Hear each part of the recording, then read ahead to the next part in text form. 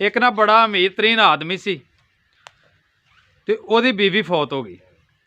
उन्हें वो अपनी बीवी फौत होने तो बाद अपना सारा कारोबार जिन्नी भी जायदाद सी ना ते अपने पुत्र दे नां करा दी। ओदा पुत्र ओदी नूंह जिहड़े सन ओदी बड़ी खिदमत करन लग पे। कोई 6 महीने जो नवें नवें सी कीती, उस तो बाद च उन्होंने ओदी खिदमत करनी बंद कर दी तो उन्होंने कहन लग पे भी तू खंघ ना वे, जो तू खंघना तो बीमारियां साढ़े बच्चों के विच गांह लगन दियां ते इस तो करके तू घर ना आया कर। इस तरह नूं आंदे रहे, लेकिन वो बजुर्ग आदमी सी, किते होर जा नहीं सी सकदा, उन्हें उस घर दे विच ही रहना। एक दिन उन्हें इस तरह किया, पुत्र ने प्यो की मंजी चुक के ते बूहे के बाहरले पासे डाह दी। डाह के उन्होंने प्यो नूं आख्या भी उत्थे बह जा, अज तो बाद घर नहीं आउणा, साडे न्याणे ना तेरा करके बीमार हो जाण। तो प्यो पुत्र नूं आंदा भी मैनूं ठंड लगदी है, कोई बिस्तरा ही दे देवे। अगों जिहड़ा ओहदा पुत्र सी ना, उन्हें अगों अपने पुत्र नूं यानी कि उस बाबे दे पोतरे नूं आख्या भी वो जिहड़ा गाई दे उत्ते आपां कंबल देंदे सन ना सर्दियां दे विच, वो जिहड़ा कंबल है ना वो अपने दादे नूं दे आ बाहर।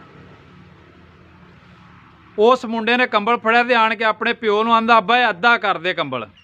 उन्हें आख्या नहीं सारा ही अपने दादे नूं दे आ। उन्हें आख्या नहीं इस तो बाद च अपने घर दे विच होर कोई कंबल नहीं कि जिहड़ा मैं सांभ के रखां ते कल नूं तूं मंगे ते तैनूं मैं दियां।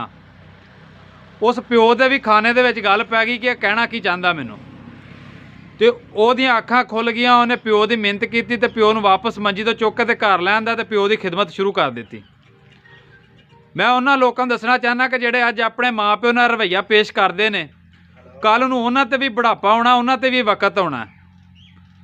अज सर्दियां ने, जिस तरह तुसीं अपने माँ प्यो की खिदमत करो, बुढ़िया बंदियां नूं घर दे विच ज़्यादा ताकत वालीआं चीज़ां की जरूरत हुंदी है।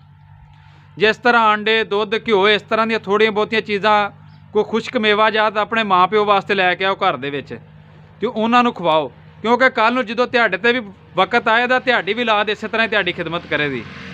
बाकी मैनूं उम्मीद है कि तुसीं इत्ते अमल जरूर करोगे। बाकी मेरी दुआ है, हसदे रहो ते वसदे रहो।